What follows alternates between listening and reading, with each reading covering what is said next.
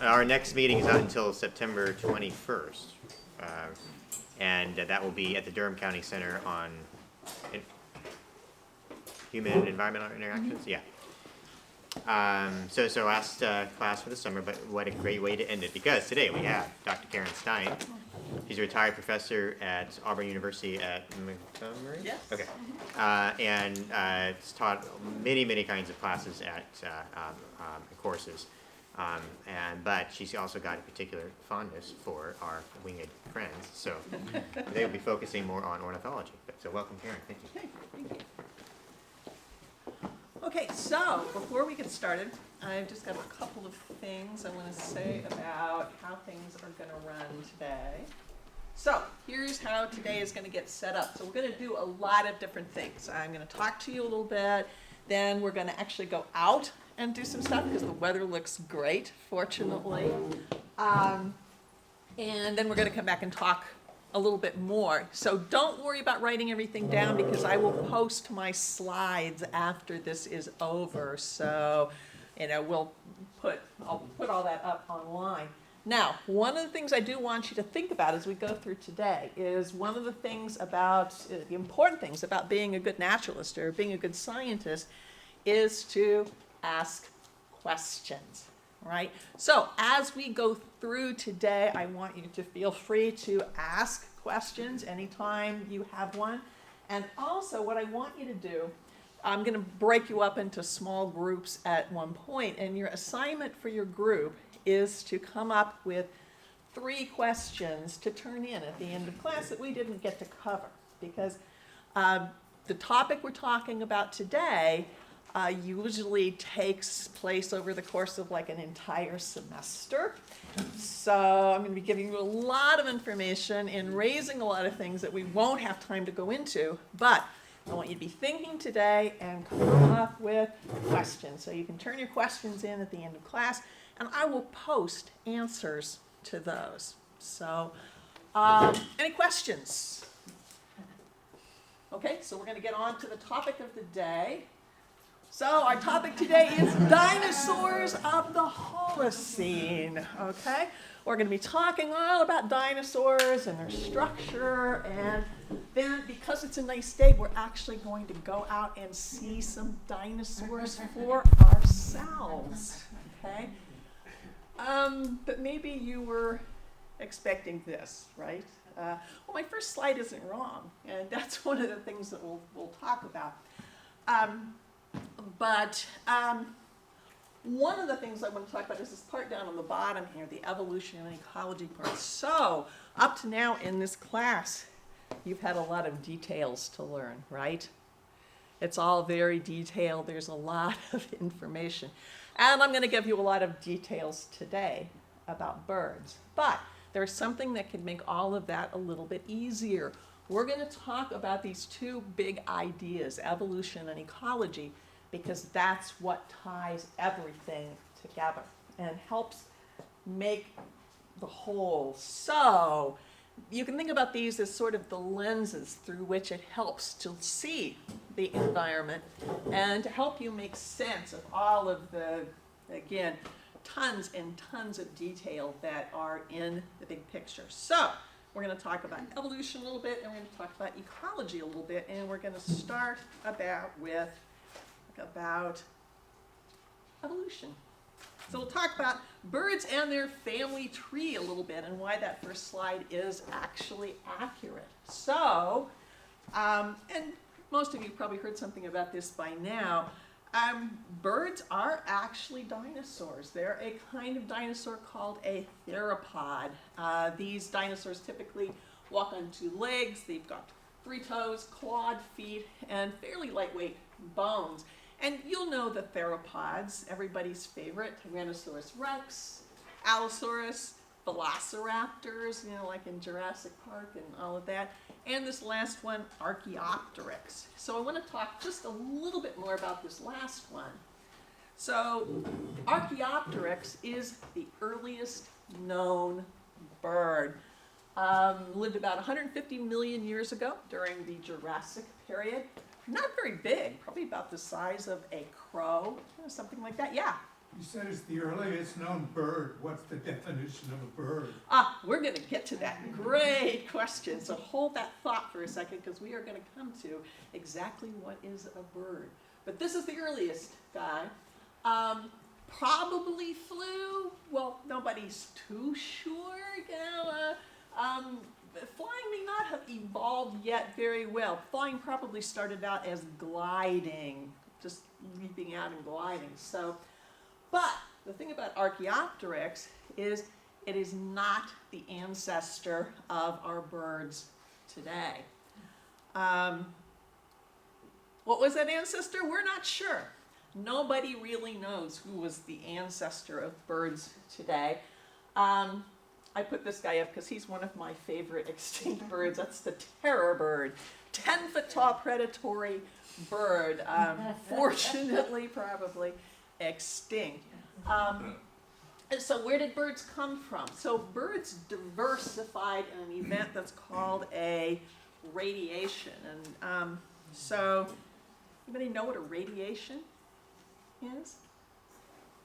So this is a new idea. What a radiation is when you suddenly have a species diversify into lots and lots of different species. So birds underwent a big radiation, a diversification during the Cretaceous period, which was between 145 and 66 million years ago. But out of that radiation, not that many of those species survived, because a big thing came along 65.5 million years ago, and you all will have heard of this, right? This is the big extinction event. Probably it was the combination of an asteroid and maybe some volcanic activity, raised a whole lot of dust, changed the climate, and wiped out a huge number of species, including the other dinosaurs, all the rest of the dinosaurs. So after that, though, the birds underwent another radiation, another diversification, and current bird families, the birds that we see today, probably date back around anywhere between 25 million years ago to 2 million years ago. So this is where birds come from. Now, to talk about this in a little more detail, we're going to do a little bit of background work. So what I would like you to do is break up into small groups of 3 or 4, just kind of cluster around. And I've got some questions for you to talk about in your groups for a few minutes to figure out what you know, and then we'll get back together and talk about it. So sort yourselves out, find somebody around you, again, just 2 or 3 people in a group. And in your group, talk about what you know about these 3 questions. Everybody had time to talk about these things? Had time to discuss all of these? So let's talk about these then as a group, because these are all important things that we'll need to know as we go on through the day. So, what defines a species? Volunteers to tell me what your group came up with. What's a species? Oh, come on, out of all these groups. Yes? A species is defined by 2 basic things. One is genetic similarity, second is similar attributes. But both of those are as defined by the scientific community, because there's some flexibility and agreement or disagreement.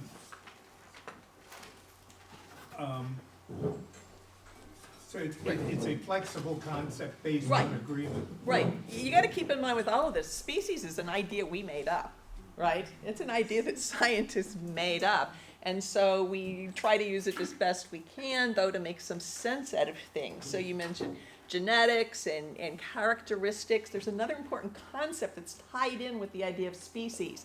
Anybody got anything you want to add to that? We talked about sort of cultural construction of species, but we also said that they have to have viable offspring for 2 generations, like alignment. Right. There we go. One of the key ideas of species is the idea of reproduction. You have to be defined as being in the same species, You have to be able to produce viable offspring that can then produce viable offspring. But you got to keep in mind that the definition isn't real solid because there is hybridization out there, right? Things that are considered to be different species based on other characteristics can sometimes produce viable offspring. And then we have things like microbes. And microbes can pretty much do it with anybody, okay? You know, I mean, bacteria are just out there. And so the concept of species is just a little fuzzy, but for the most part, we're going to be talking about a species being individuals that can reproduce together to produce viable offspring and in a basically continuous fashion. So let's go one level deeper. What's a gene? Tell me what a gene is. A segment of DNA that results in some sort of phenotypic expression. Absolutely, that's exactly it. It's a piece of DNA that results in phenotypic expression. In other words, it's a piece of DNA that's got a set of instructions for producing a particular characteristic. That's probably as deep as we need to go for this. It's, you know, it tells an organism how to do something, you know, how to make something, typically. So, can genes change? Yes. Yes, absolutely, they can change. They change all the time. How does that happen? They mutate. They mutate. They can, and what makes them mutate? Mistakes. Yeah, all sorts of stuff can make something can make a gene mutate. Every time a cell duplicates itself, there's a chance that something's going to go wrong. In fact, odds are better than not that something is going to go wrong every time a cell reproduces. And also, things just happen. DNA just kind of degrades and mistakes happen. Are mutations always bad? No. Mutations can be three things. To be honest, most mutations that happen probably don't affect anything at all. There's all sorts of ways in which DNA can change that does not change the message, that does not change the set of instructions. So DNA changes all the time, nothing, no impact. Sometimes mutations are bad. Sometimes they screw up the instructions, and that creates problems. But also sometimes, and this is all just random, mutations can actually be good in the sense that they can tweak those instructions a little bit to make them a little bit better or a little bit different. So keep in mind, change is going on out there all the time in DNA, and it might be good, it might be bad, it's probably indifferent. And that brings us to our last topic, natural selection. Can I ask one more quick? What about Yeah. epigenetics? Is that Oh, what about epigenetics? There's a whole other class of, yes. So, but let me just say briefly, that thanks for raising that. Epigenetics is changes that happen without a change to DNA. It's changes in how the DNA is expressed, because along with DNA having a set of instructions, epigenetics are sort of like super instructions that determine which instructions in DNA get used by an organism. So very complex and very hot new topic. People are looking a lot more at epigenetics. Again, epigenetics can be whether a gene is turned on or off, for example, is probably the simplest example of that. But that can have an impact for sure as well. So thanks for raising that. So natural selection. What is natural selection? Anybody got a good definition? How many of you know about natural selection? You heard about natural selection? Yeah, most of you. So you can't define it, but you know it when you see it. Well, here's a definition. It's the expansion or contraction of a species based on its ability to adapt to its environment. Yeah, it has to do with fit, with the way a species is adapted to the environment. So let's talk through the observations. There's a set of observations that led folks to come up with the idea of natural selection. So if we look at a population, and let's stop for a minute. What's a population? Isolated group of the same species. Yeah, it's a group of organisms of the same species that live in the same place at the same time. And they make their own sort of, little group. So if you look at a population, are all the members of that population alike? No, of course not. You can look around at the population of people in this room, for example. Yeah, people are different. And do those differences have a genetic basis, for the most part? Yes. Yeah, right. So individuals are different in a population, and those differences have a genetic basis, again, for the most part. Now, one of the key questions is, do all individuals in the population survive to reproduce? No, absolutely not. I mean, any population, you could look at a population of trees or squirrels or people or anything else, and not all of the individuals are going to survive to reproduce, right? So, now let's take a little side step. So all of these differences in the population, do they affect survival? Yes. Oh, absolutely, right? The better suited you are genetically to your environment, the more likely you are to survive. So, who is most likely to survive to reproduce? Most of that. Yeah. The organisms with the most adaptive traits for their environment are the ones that are most likely to survive to reproduce. So, given that, what happens to the gene pool, the set of genes in a population with time? Is it going to stay the same or is it going to change? Seems like it would get smaller over time. It might. There are, and we'll talk about some circumstances under which that might happen, but is it going to stay the same or is it going to change? It's going to change. It's going to change, right? Because not all genes are as likely to be passed down as others. So the gene pool, the set of genes in a population, is always changing with time, and it's changing preferentially because those organisms that are the best adapted for that environment are the ones that are going to survive to reproduce. So the gene pool is going to change with time. That's natural selection. So that's what's going on out there. With natural selection, what you see is what works. So that's something to keep in mind with everything that you look at, and not just for birds, but for everything living out there. What you see out there is what has worked for that particular environment at that particular time. So natural selection is an idea that I want you to keep in mind as we talk today. Now, yes, question? How much is that based on the environment, though? Like, think about people that are kind of born into a more favorable climate with resources and whatever probably have a better chance to reproduce than those who have more difficulties. It is absolutely tied to the environment in a number of ways. Now, if a trait's adaptive in one environment, is it necessarily adaptive in another? No. So you can't separate it out. You have to look at it in the context of the whole environment. The organisms that you see out there are adapted to fit in their environment. If you took them out and took them someplace else, maybe they wouldn't do so well, right?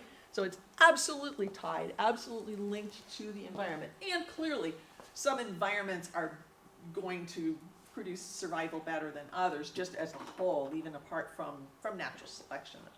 It's a better environment. But part of it is it's the same environment, it's just more favorable conditions within that environment. Yeah, oh yes, and then that absolutely will affect the population. So a population can be extremely well adapted to their environment, but how well they do will depend on the quality of that environment, absolutely. We're going to talk about that a little bit later too. So the last thing I want to talk about, one more thing before we go on to actually talk about birds. So where do new species come from? We've talked about a species, and then we've talked about a radiation where suddenly new species come up. How does that happen? How does one species become a new species? Have you ever thought about that? Maybe by They some get separated. environmental change. Environmental changes are tied in. Something like a certain number of that particular species can't survive, but some can. And So- then it breaks apart the species into different. Absolutely, the environment plays a role, and I heard someone say genetics over here. Also, viral fungi, things like that can affect the DNA. Other organisms can have an effect. So the key to species, though, remember back, what's the definition of species? You can reproduce together, right? So to make a new species, what has to happen to reproduction? Has to succeed.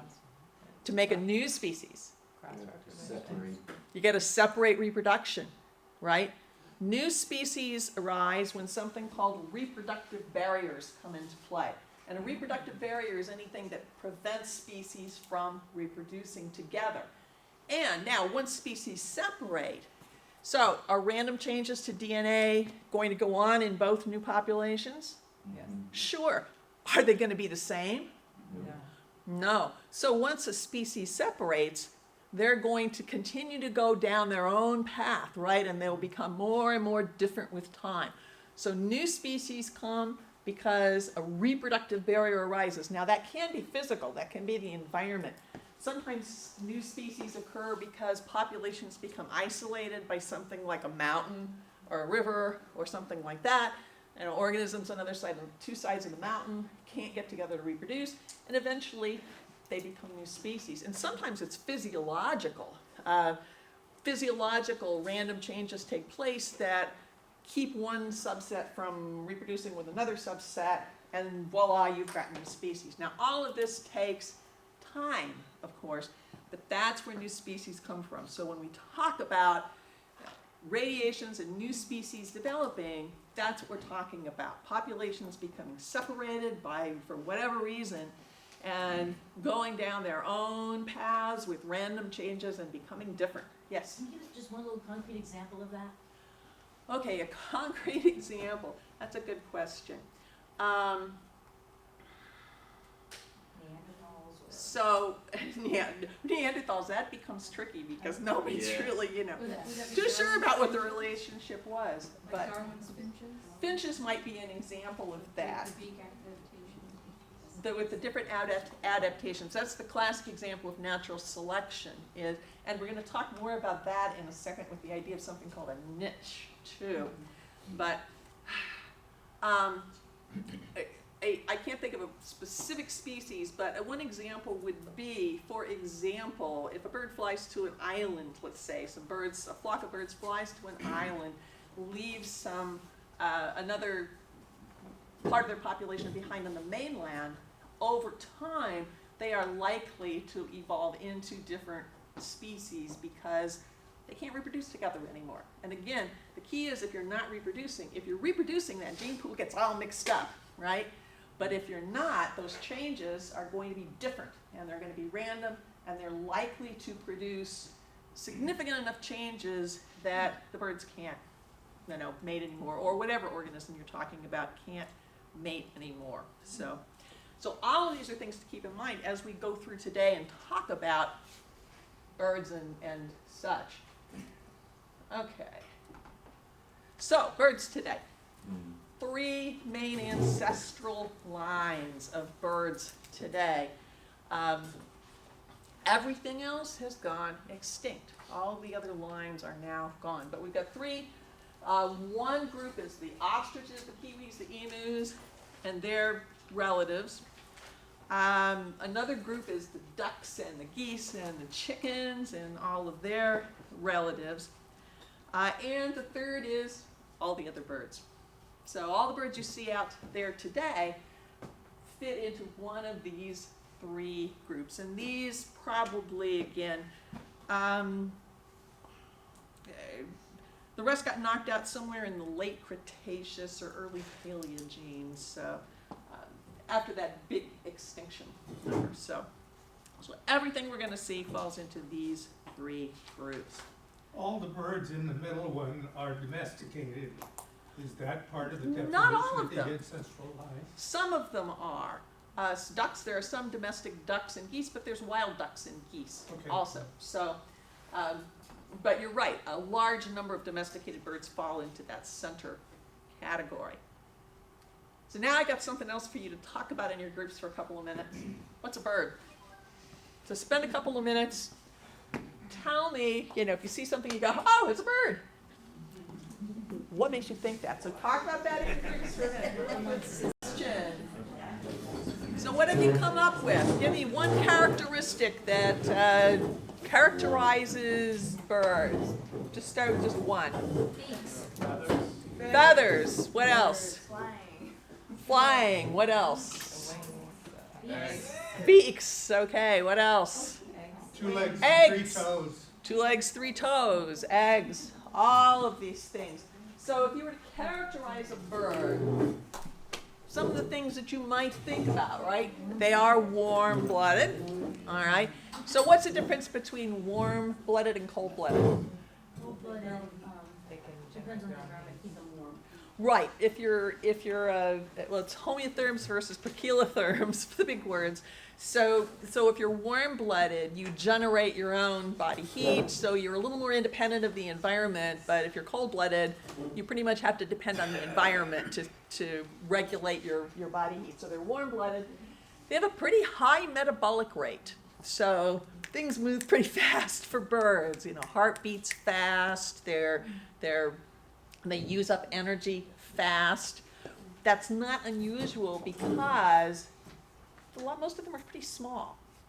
And as a rule, if you look at metabolic rate and size across all living things, as you get smaller, you tend to have a higher metabolic rate. It all has to do with surface areas and all of that sort of thing. They've got feathers, right? Toothless, beaked jaws. They have hard-shelled eggs. Right. And relatively lightweight bones. They're not as light as you might think, but they're reasonably lightweight. But, yeah. Are they all are all their bones pretty much hollow? Or They have some air spaces in them. We'll talk about that in a minute, but they're not like completely hollow like you might picture if you said hollow bones. yeah. So out of all these things, there's only one, though, that absolutely, completely defines birds. Feathers. Feathers is the one thing that is absolutely characteristic. Now, I know everybody has seen feathers before, but I've got some feathers to pass out. I want everyone to grab one of these and pass them around and take a look at them. Really look at them. Okay. Because although you've seen feathers before, you may not have really observed them. Yeah.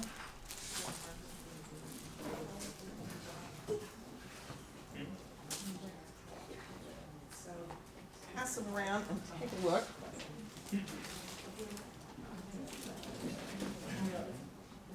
And if you happen to have your handy-dandy little magnifiers with you, you can take a look at them under the magnifying glass as well.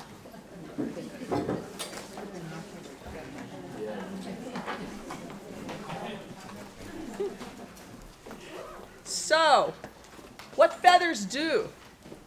Feathers did not most likely originate, did not evolve for flight. Most likely, feathers evolved first for insulation. Because feathers are great insulation, which shouldn't be a surprise, right? Because what do we fill coats with? Down, right? So when we want to insulate something, we can turn to feathers too. But feathers serve a lot of different purposes in birds. Insulation, protection, they're good for camouflage, right there, in different colors. They are used for flight. Their colors are used in social signaling too, which we'll talk about in a little bit. So feathers actually probably evolved out of hollow bristles. And the way feathers grow is really fascinating. They actually grow in a tube and then unfurl. So, but what I really want you to look at is the structure with the barbs and the barbules. All right. If you try to separate the different little barbs on the feather, is it easy or hard? Hard. It's hard because they stick together. right? They stick together because of these little things that come off of them. There's all of these little barbs that come off and hold the parts of the feather together, which give the feather some rigidity, which is what you're going to need for flight, right?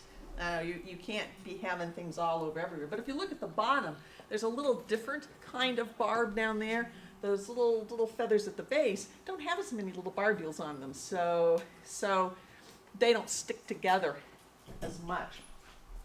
Now there are lots of feather types with different roles in birds. The number and the type of feathers differ with the species. The smallest number of feathers in bird, here's a trivia fact, the ruby-throated hummingbird has around 940 feathers. Okay.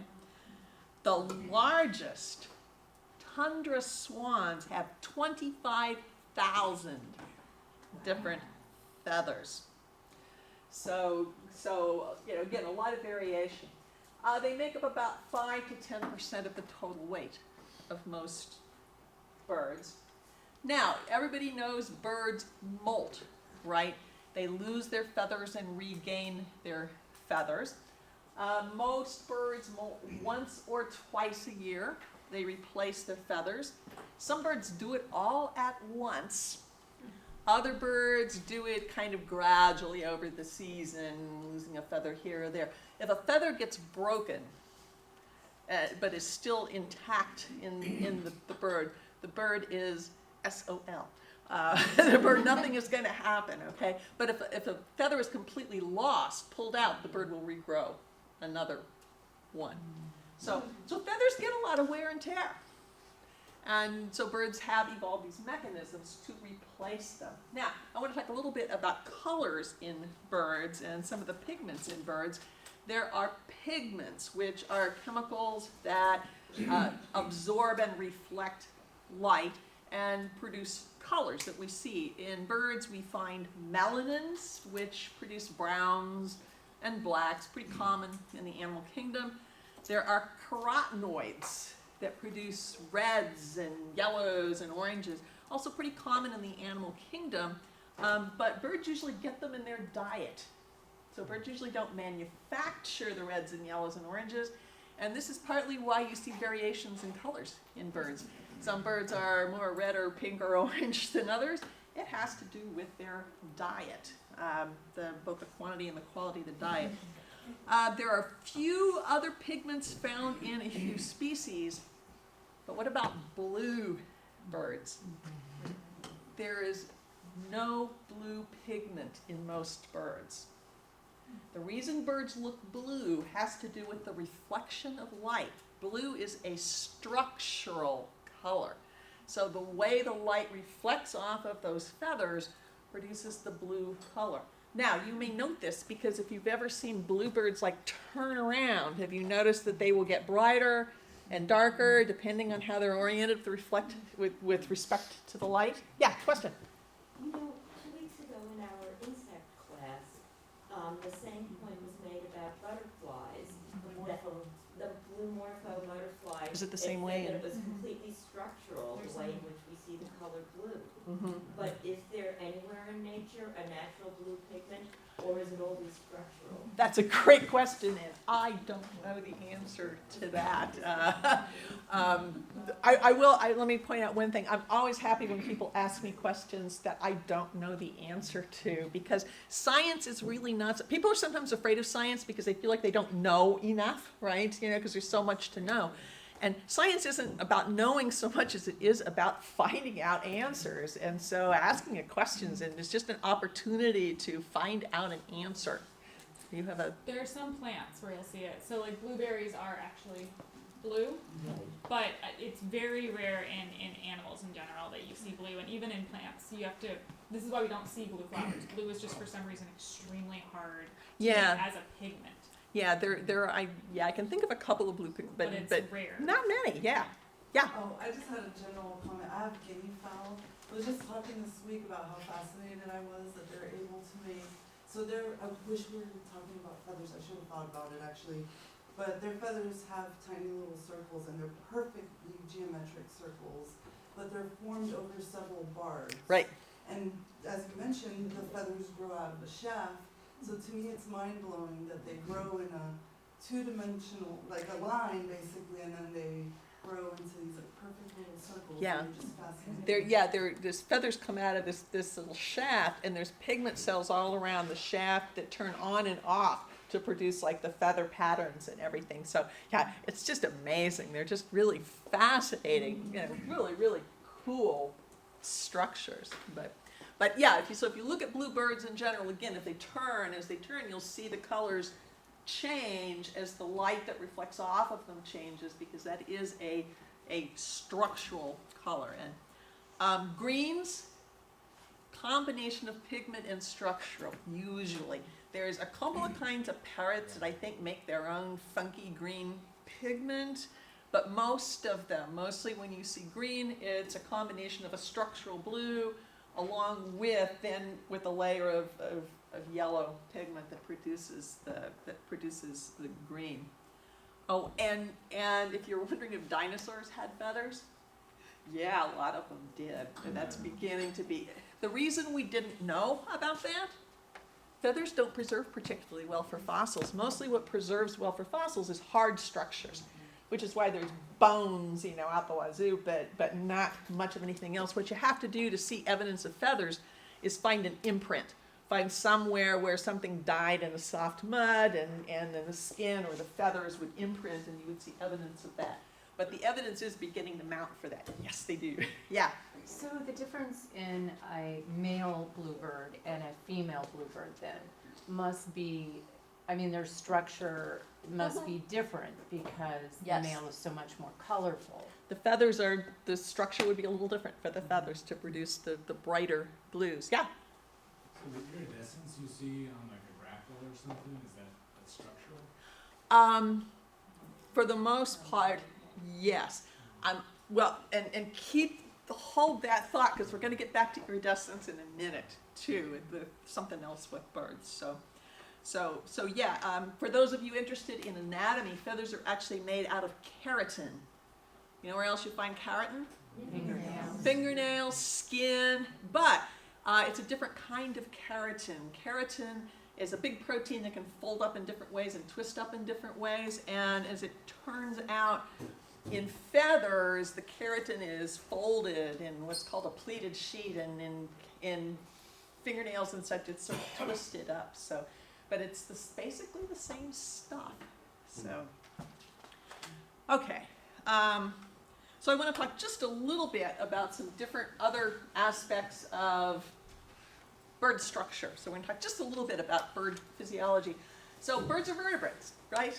So they have the basic vertebrate body plan just like you do. But there's a few ways in which they are different. So again, I just want to highlight some of the things that are fairly unique to birds. So bird bones are fairly lightweight because they have air pockets in them, which is kind of different. And those air pockets are connected to their respiratory system, which we're going to talk about in a minute. So this provides more air storage for them, lightens, lowers their density and such, but it can be a little bit problematic because if a bird breaks a bone, you can get bleeding into their lungs because the air pockets are all connected to the respiratory system. So a broken bone is a really big deal for a bird. Yeah. So my family has a parrot who broke a bone in his wing, and now he's got a big air pocket that puffs up on his back. Would that be for that reason? That would very possibly be, yes. It's broken the integrity of the air. We'll talk about the air pocket system in just a second too. So many of you have maybe looked at birds and thought that their legs bend backwards. It looks like they do. That's because you're not seeing their knees. Their knees are way up here, okay? Yeah. What you're actually seeing is their ankle. That joint right there. That's sort of their ankle joint. So it doesn't actually bend backwards. It bends the same way ours do. That's similar to ankle. many of the vertebrae down here are fused together because birds need that for stability, for flight. In order to fly, they can't be, their back can't be bending all over everywhere. Now, obviously, the cervical, the neck vertebrae are more flexible, but the lower vertebrae are typically fused. The beak is bone covered by keratin. Birds have the same muscles that we do, basically. They have three kinds of muscles. They have skeletal muscles, they have cardiac muscle, they have smooth muscle, moves the digestive system and all of that. The largest muscle in flying birds, no surprise, that's the pectoralis muscle, because that's what's responsible for their most powerful movement, which is that downstroke in flight. But again, basically, they're basically vertebrates. Questions on this before we go on? Yeah? Is there any difference between a beak and a bill? That's a good question. Yeah, we generally I don't know. I pretty much use them interchangeably. Okay. So, organ systems. Again, because they're basically vertebrates, they've got very similar organ systems. Their lungs are different. Their respiratory system is different. They have a whole system of air sacs that are connected to the lungs. And so their lungs are where gas exchange takes place, where oxygen goes into the body and carbon dioxide goes out, but they are rigid. You know how your lungs expand and contract? Bird lungs don't do that. What expands and contracts are these air sacs. So the air sacs expand and contract and pull air through the lungs where the gas exchange takes place. So that's a little bit different. Their digestive system is a little bit different too. They've got a very flexible esophagus, the tube that goes down to the stomach. A lot of birds have what's called a crop, okay? It's sort of a holding area for regurgitation. So why do birds need to regurgitate? What very important thing do they do through regurgitation? Yeah, they feed their young, a lot of them. So that's the crop can be used for that, to store food, to regurgitate later, and to feed the young. They also have a structure called a gizzard. And a gizzard is responsible for grinding food. And some birds will actually swallow stones that will lodge in the gizzard and help grind the food. So it's kind of like that muscular bag. That's also where pellets are formed.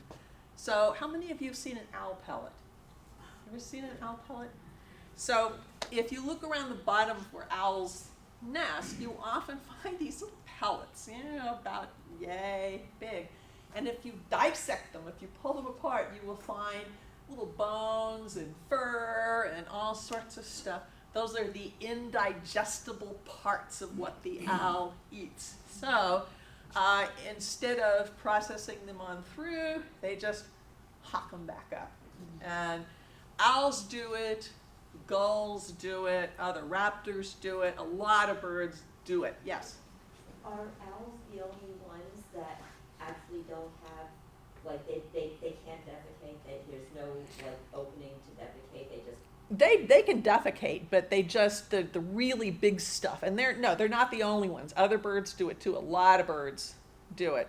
So owls actually do have a complete digestive system. I believe so. With a little tiny owl. Yeah, so. Well,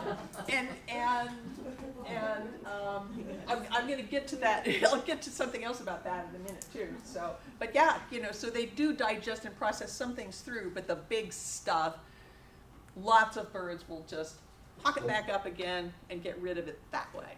So, that's easier.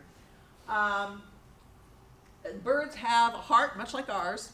They have a circulatory system, pretty much like ours. They have arteries and veins and capillaries and all that jazz. Now, kidneys. They've got kidneys. Birds don't have a bladder. Okay? They have no bladder. We produce something called urea, which ends up being mixed with water, and we pee, right? Birds don't. They don't have a bladder. And they don't produce urea, they produce something called uric acid, which is not soluble in water. So do you know where it goes? Gets dumped into their digestive tract and exits through the digestive tract. And you've all seen it, the white stuff. The white stuff in bird poop, that is uric acid. So that comes from their kidneys. So their kidneys, just everything feeds right down into the digestive tract and is excreted right out along with the feces. So that's a little bit of a different, so. Okay, and they do have an immune system. They've got, yeah, question. The crop, do they have control? Do they know, oh, I'm putting that kind of like in my pocket for later? Or- Now you're asking me this really philosophical Okay. question about, do birds think about this? I need to give this to And, my and baby. I don't know the answer. I mean, that's a great question. You know, can they consciously divert or not? Maybe not. I Does mean, it overflow and then it I- stays down? my guess is birds that are equipped with a crop, it probably automatically kind of fills with some, I yeah. have chickens without babies, they will just like eat meat, and that crop will get really big. Okay.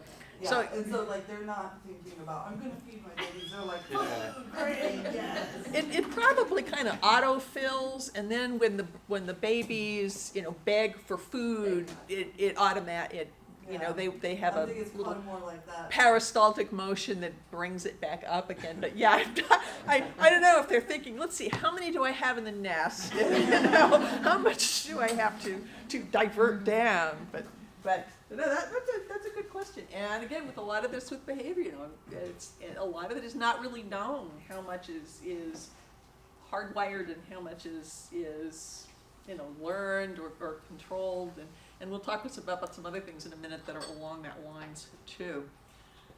Okay, so let's see. Reproduction. All right, so as we know from natural selection, this is what it's all about, right? So, you know, the goal is to reproduce. So if you look at birds, as you all will have seen, many species of birds show what's called sexual dimorphism, right? You know, in other words, the female looks different from the male. Some do, some don't.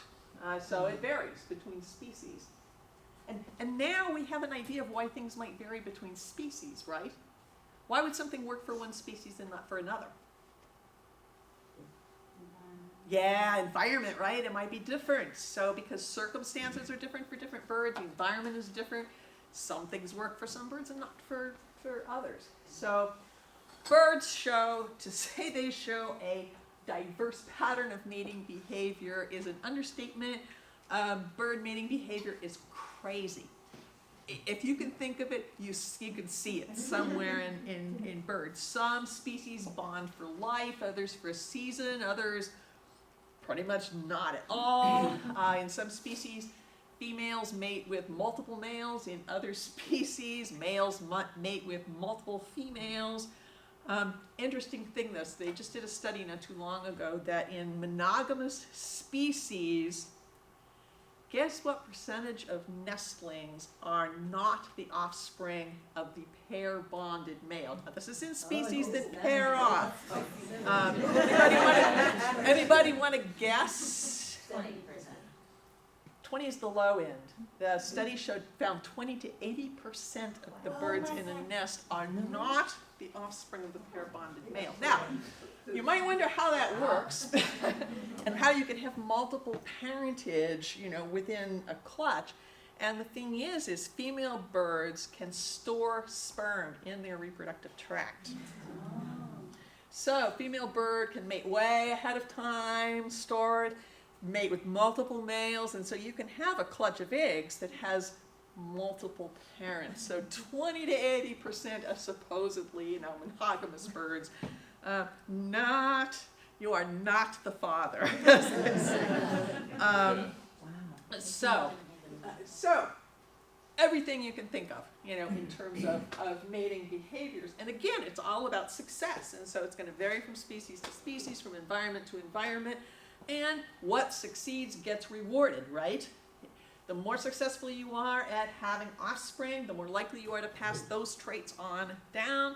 And so, what you see works or is working at the current time, for particular birds. Most birds have seasonal breeding cycles that's regulated by day length, other environmental cues. Nests, big variety of nests. They're usually hidden. They can be simple, they can be complex. In some species, males build the nest, in some females build the nest, in some they both build the nest.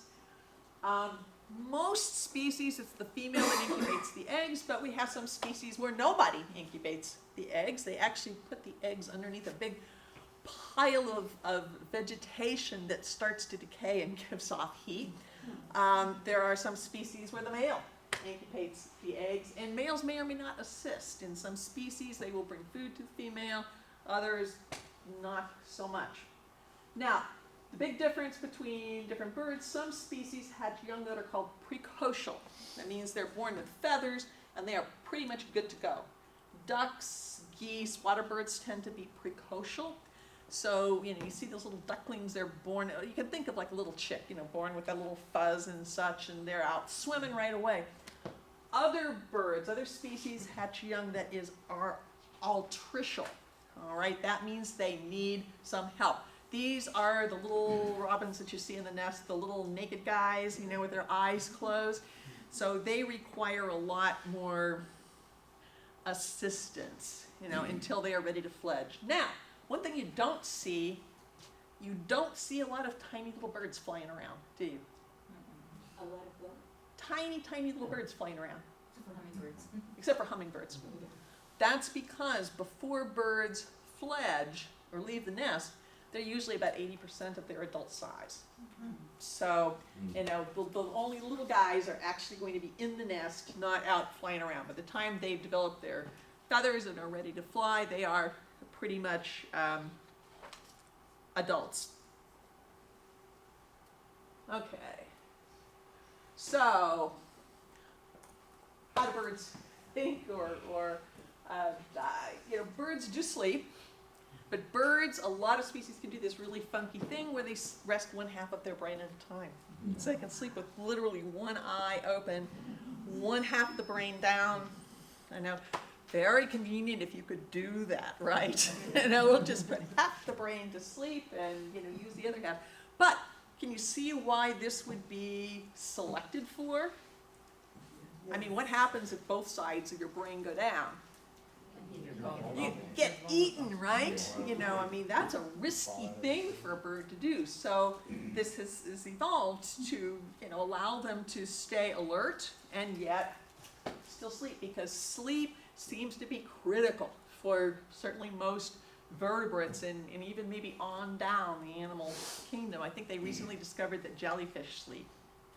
So whatever sleep is, it's important, because for a trait to survive that basically takes you offline, right? And at great risk, it has to be important. It's got to be a really critical thing. They've got great vision, best vision in the animal kingdom, but they have monocular vision because their eyes, for most birds, some birds don't, but most birds have monocular vision, their eyes are out to the side. What would be the advantage of having monocular vision? Yeah, width, right, range, because we have binocular vision and we can't see behind us, right? But if your eyes are on the side, you can see all around. What's the advantage of binocular vision? Depth perception. So what birds have to do instead, you see birds cock their head or move their head, that's what they do to compensate to produce the depth, to be able to gauge depth. They have to move their head in order to do that. They can see more colors than we can. We have 3 receptors on our retinas that allow us to see different colors. Birds have 4. and they can see the near UV.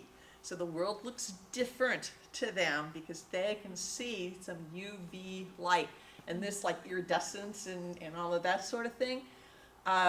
You know, it's really interesting. Sometimes take a look online, you know, for like what birds see, and they can show you, you know, a sort of an image of, imagined of what birds can see. And a lot of birds, because they have UV reflection, look really different to other birds than they do to us. But we just basically, you know, can't see that. They can hear about the same as we do. Yeah, question? So, back to the monocular versus binocular vision. So seabirds must have binocular vision, right? There are some that do. Raptors tend to have binocular vision. You know, so you can tell. You just look at the bird. Eyes forward, binocular vision. Eyes to the side, monocular vision. And again, it has evolved for raptors. You can see why binocular vision would be important, right? First of all, they're big, pretty much top of the food chain. Do they have to worry so much about predators? Not as much. But what do they have to do? They got to chase stuff down, right? So, you know, if you're chasing a mouse running across a field, you want that depth perception to be right on, right? Or you're going to smack down before it or after it. So for raptors and other birds, including some seabirds, their binocular vision is important. Sense of smell, nobody's studied it that much. Nobody knows that much about birds' sense of smell, which is, you know, a little funny. But I mean, there's some birds that we know have a good sense of smell, like vultures, for example. You know, they're great at honing in on roadkill. Other birds are probably pretty good, though. I heard that vultures also can see really far distance, but like, what does that look like in their brain? They're able to see like up to a mile or whatever away. Like, I don't what does know. that look like to see a mile away? That's one of the interesting things along with like UV vision is, you know, trying to imagine what the world would seem like to another animal, and I have no idea what it would be like to hone in on something, you know, that's like a mile off. That's an interesting question. Yeah. So there's this idea that if you touch a baby bird, that the parents might abandon it due to your smell or whatever, but I've heard that that's maybe not correct. That's not correct. Okay. That's not correct. You can pick a baby bird up and put it back in the nest, and you know, and it'll be generally okay. They're not that sensitive to smell. They do have taste buds. Their taste buds are not on their tongue. They're typically on the roof of the mouth. So a little bit different. Birds use their tongue to manipulate food, and because of course they don't have hands, right? So they have to be able with their beak and tongue to do most things. There is some evidence that they have a magnetic sense. Located in the upper area of the bill is a compound called magnetite. And we'll talk about migration a little later today, but there's evidence that birds can detect magnetic fields and probably use some magnetic fields to orient along. So, Did you talk about the ear and I missed it? they hear about the same as we do. Where, so no external? They don't have an external ear. So They where have is- an internal ear with feathers over it. So, you know, but yeah, they're hearing, some birds can hear a little bit lower frequency, some a little higher frequency, but overall the range is a pretty good overlap, you know. So when you see an owl, those little tufts, those aren't ears. Those aren't ears, those are just feathers.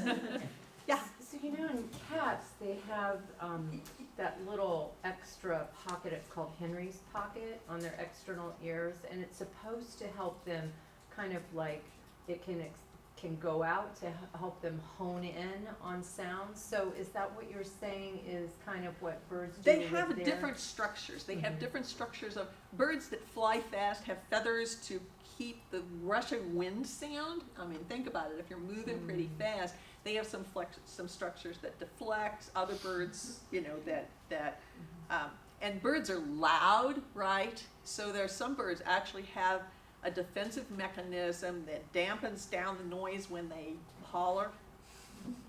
So if a bird makes, like a jay or something, makes a really loud sound, its ears adjust so that it doesn't, you know, blow its own ears out. So yeah, there are adaptations for. So how do they make their sounds? Is it air coming back or? Well, as it happens, Okay. Our next thing is bird vocalization. So, birds make their noise by an organ called a syrinx, and it's at the base of the trachea, and it's actually got two halves. So birds can make two separate sounds. You know, we can't really do that, but they can. They can make two sounds from each half of the syrinx. And they vocalize for a lot of different reasons. They vocalize to find mates, to warn about predators, to claim their territory. Most birds sing when they're perched. There's only a few that sing in flight. The ovenbird is one, just coincidentally. Some songs are hardwired. They're inherited in some species, and it varies between species. Other species have to learn their songs. If you separate the baby away from parents during the learning period, they will not learn their song properly. Although songs can also be modified as adults. There's evidence that adult birds, once they fledge and find their own territory, modify their songs to reflect the birds around them. Do songs tend to change over longer periods of time? They can. Some species, they're pretty fixed. Other species are much more malleable, and some can learn and some can mimic, of course. Mockingbirds, for example, catbirds. I have a friend who had a catbird in his yard who back in the day learned how to mimic the sound of a ringing phone. So, you know, he was fooled a number of times, you know, having to run for the house, and he's out working in the yard, the sound of the phone. So there are some birds that are mimics, you know, that definitely learn, but other birds can modify too. Again, if they tend to reflect the birds around them, the same species birds. And songs are pretty unique to a species, you know, that's why you can identify birds by sound, which is what we're going to go out and do, you know, in a little bit. Some species have only a few simple songs. One brown thrasher, one individual bird, was recorded as having 2,000 different songs. So, so again, you know, they typically learn the basic song from parents. They can adapt it later on. They mostly stick to their own species. They do have the tendency to do what's called the dawn chorus, which is to sing in the morning. And nobody really knows why. It's really not clear, but a lot of species sing, and they sing different songs and they sing faster in the morning. What's going on? Don't know. Nobody's really sure, but it's a really interesting phenomenon, you know. So, you know, go out early in the morning, you can hear all of these different species singing all of these songs, singing really fast, and why? Maybe that's the best time to stake out your territory. Maybe it's the best time, you know, to hang out and look for a mate. Nobody really knows. Yeah? What was that word that they vocalized from? Syrinx. How do you spell it? S-Y-R-I-N-X. The syrinx. Yeah. So I think I have observed this, but I may be totally imagining it. Crows sounding like hawks when a hawk is around. Do they tell other crows that a hawk is around? There's definitely an alarm call. Oh yeah. You know, and you may have seen birds mobbing hawks, you know, and so, and again, from species to species, it varies. Some species have a lot of different calls, and others only a few, but interestingly, chickadees, chickadees are chickadee-dee-dee. Well, the number of DDDs apparently relates to what the call means. You know, there's a different number of DDDs for, you know, territory than for alarm and all of that. So it's in some species, it's pretty sophisticated communication going on. Yeah? Under the picture says, why do birds stop singing late summer? Is that? You know why? Yeah, they do stop singing late summer because mating is done. And so one of the main things that they sing for is to mate. And so the singing doesn't completely stop, but it will drop off once everybody's mated and on the nest. And they're not looking to call attention to themselves, the females at least, on the nest, and the males don't have to. They've got their territory established and all of that. So yeah, it would tend to drop off there. So okay. So now what we're going to do, we're going to talk for just a couple of minutes about bird identification. Then I'm going to send you out there to look around and listen and see what you can see and hear. So, bird identification. when you see a bird you don't know. And first of all, I'm going to admit, I am not the best bird identifier in the world. I'm a biologist, but I'm not necessarily and I'm not the person who can go out there and spot, absolutely everything. I have to work at it. And that's what a lot of bird identification is. It's practice. So I can't teach you today to identify a whole bunch of birds because it takes practice, but I'm going to show you how to use a tool that will help you go out on your own and learn to both hear and see birds and identify them. So I want to talk just a little bit about what do you ask yourself. So your first question is, where am I? Because there are very few birds that are really found worldwide. Most birds have a pretty distinct territory, and you should, it can narrow it down a lot to just know where you are and know what you can expect to see. And what time of year is it? Because birds do migrate, and there are birds that are winter birds here, there are birds that are summer birds here, but if you know where you are and when it is, you get a pretty good leg up to start on what you're looking at. Most field guides have what are called range maps, and they will show you where birds are at different times during the year. Birds that are year-round residents, birds that are summer residents, birds that are winter residents, and that can be a big help. But another big help, eBird. So how many of you know about eBird? Any of you? eBird is great. So eBird, what you can do with eBird is you can pull up a place and you can see what birds are seen there. So if you don't have an eBird account, you can sign up for free. I absolutely love eBird. You can search the areas you visit for likely birds. So every time I go on vacation, I will pull up eBird and I will see what people have seen recently, so that you know, because a huge amount of being able to identify birds is having a search image, is knowing what you're looking for. If you know what you're looking for, you're much more likely to actually see it than if you don't. I went down to Costa Rica quite a number of years ago, and the first day I saw nothing, because I didn't have the right search images going. I didn't know where to look, I didn't know what to look for, and it took a day or so to begin to figure it out. But eBird can give you a kind of a leg up on that. eBird, you can also keep track of the birds that you see even while you're in the field. They've got a mobile app, so you can go walking around and you can make your list of what you see.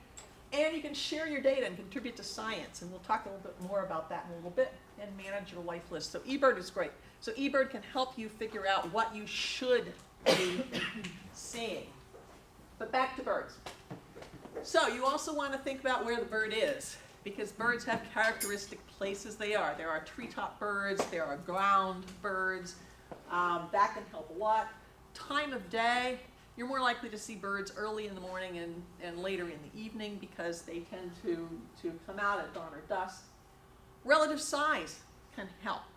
You can think in your head, how do you compare this? Is this bigger than a robin or smaller than a robin? Bigger than a crow, smaller than a crow?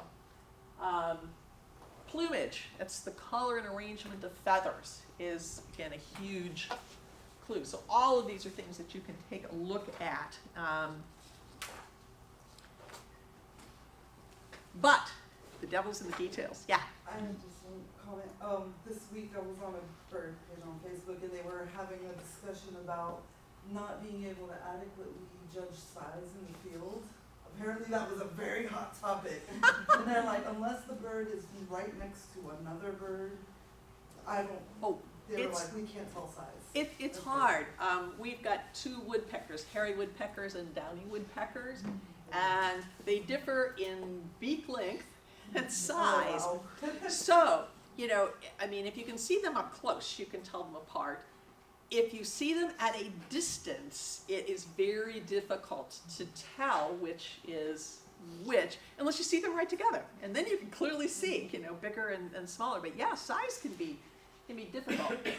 Field marks. Field marks are those little things that distinguish one bird from another. You can look at the bill, you can look at the color of the legs sometimes, and you look for markings. There's a white-throated sparrow, a ruby-crowned kinglet. The field marks are the little details that you see. And those are often what can make a difference as well as what's it doing. And this is what comes with practice too. With practice, you can get to know what to expect from different birds. So you can look at its flight pattern, how it moves on the ground, what's it doing, you know, what tree is it on, where is it in the tree. All of these are just details, but again, what it comes down to is practice, practice, practice, practice. Now, what makes identification difficult? Sometimes you don't get a very good look. I have a friend say that one of the reasons why he went into plants is because they don't move. So you can take all the time you want to identify a tree, and it's probably not going to be going anywhere while you're working on it, right? Whereas a bird is going to flit across your path, you're going to get a brief glimpse of it, and poof, you know, it's gone. So it can be difficult. Not all birds of the same species look alike. This is partly because of the molting, and there are many have juvenile patterns that are different from the adult patterns, and gulls are notorious for this.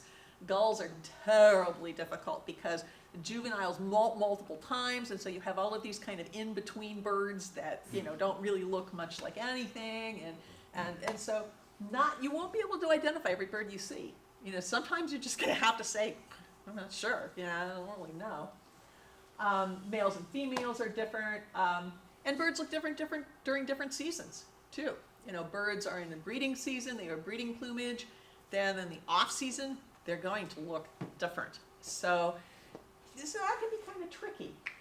And to solve some of that, birding by ear. But birding by ear is hard. It takes practice. And it doesn't come as easily to people. It's hard, and partly for the same reason as I was talking about. You know, you get your brown thrasher with thousands of songs, okay? But you can, birding by ear is really, really helpful to learn because you will hear many more birds than you see. And when you hear it, if you learned a bird by ear, that tells you what to look for. So it gives you your search image. So that can really help. Resources for learning to identify birds. Experts. Birding with an expert. I've put this picture up. This is my personal expert. That's my son. And he is a big birder. He started a long time ago. But birds really just clicked with him, and he has kept it up into adulthood. Last summer, he hit his 1,000th bird on the life list in Costa Rica. So when I go birding with him, I see 10 times as many birds as I see on my own. Because he also has what develops with time, which is bird gestalt, which is to be able to just sort of get a glimpse. We were down on the coast one time, and we saw a tern. And I said, oh, is that a royal tern or a Caspian tern? And he said, it's a royal tern. And I, who have to look for field marks, say, well, how do you know? And he looks at me and he says, it just is. You know, because to him, the whole thing it just is. So I would highly encourage you, as you're working on learning birds, there's a lot of groups around that do bird walks, and it is wonderful to go with them. And also, just being in a group, a lot of times in a group, more eyes see more things. So it's really, really helpful. And New Hope Audubon or New Hope Bird Alliance now, we do lots of bird walks. There's Chapel Hill Birding Club. There's lots of birding clubs around, and they almost all welcome people on their walks, and it's a great opportunity to learn. Do you have a particular favorite field guide? Because I bought the Audubon field guide, and I was not a fan. Okay, so my personal opinion, different people like different things. I like this one. And the reason I like this one, it's got good drawings, and it has range maps right there on the page with the drawings. And that's one of the things that I like, is I like to be able to turn to it and go, oh, okay, you know, not here. So, you know, but again, that's just happens to be my favorite. What is it? It is Kaufman's Guide to it's this one right here. Kaufman's Field Guide to Birds of North America. I have this one for the Carolinas, although I don't usually take this one out, I have this one at sort of at home as a reference. But yeah, for those of you particularly that are kind of old school like me, I love eBird and Merlin, which we're going to talk about in a second, but I like having it holding it in my hot little hands and being able to, to actually flip through it and so I find that particularly for learning birds, having an actual physical field guide is very useful, even if you don't actually take it out in the field, even if you just have it at home for reference. But there's lots of good ones, yeah. And why do you like Kaufman's over Peterson's?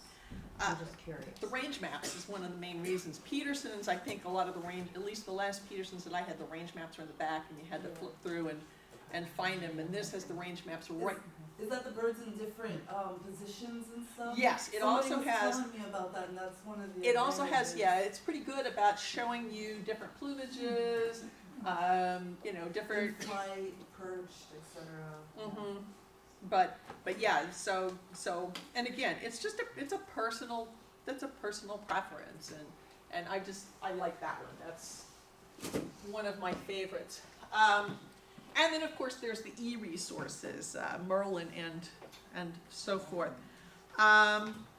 So what we're going to do, we're going to use Merlin. So I'm going to send you out here in just a couple of minutes, and what you're going to do is hopefully you downloaded Merlin and you've got the Southeast birds, or there's also a US birds, I think, for it. And you're going to have 3 tools to use: step-by-step, sound, or photo. The step-by-step tool is pretty straightforward. It asks you a series of questions, and you go through. Where did you see it? When did you see it? How big was it? What were the main colors? And what's it doing? And it's going to give you some choices, some options. And you can pick which one it is. And if you've got eBird, you can actually, it'll take you to eBird if you want. You can make a list of what you see. Or you can save it to Merlin too. So we're going to have you try the step-by-step tool. We're going to skip, I put those up there just in case the weather was bad, so we could try it inside. Sound is what most people I know use Merlin for. Even the experts that I know almost always go out with Merlin. And you press the sound button, and it'll tell you what it thinks it hears. And it will display a spectrogram that shows you visually what that sound looks like. And you got to keep in mind, though, you have to think critically. Merlin's a good guesser, but it's not always right. It told me I'd heard a blue-headed vireo from my deck, and that's possible, but maybe not. So Merlin, again, it's a good guesser, but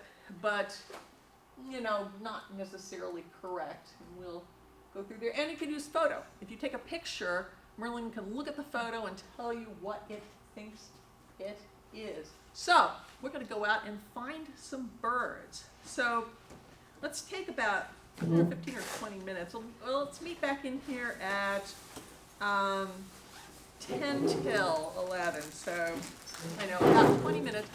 Take a break if you need to, but I want you to go in your groups. So I want you to group together, make sure at least one person in the group has Merlin, and you're going to go see what you can find. And when you come back, you're going to write on the board what you see or hear, and we'll take a snapshot of what is out there today. So back here at 10 till, and again.